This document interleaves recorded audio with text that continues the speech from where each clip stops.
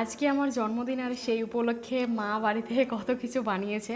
চলো তোমাদেরকে বলি প্রথমে যে কী কী বানিয়েছে। এদিকে কাছে আসো। এখানে তো সাদা ভাত আছে, লেবু, ঘন্ট, এখানে পাঁপড়, এখানে ডাল, এটা মাছের ঝোল, মাংস, এটা এটা পায়েস, এটা লুচি, আর এখানে সন্দেশ আর মিষ্টি আছে।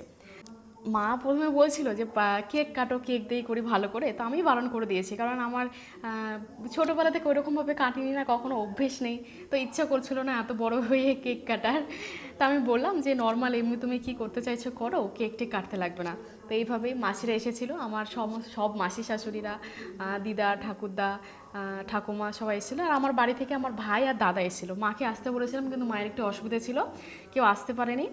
তো এই হলো আমার বার্থডে সেলিব্রেশন। এখন মা আমাকে একটু পায়েস খাইয়ে দিয়ে তারপর আমি এগুলো খাবো।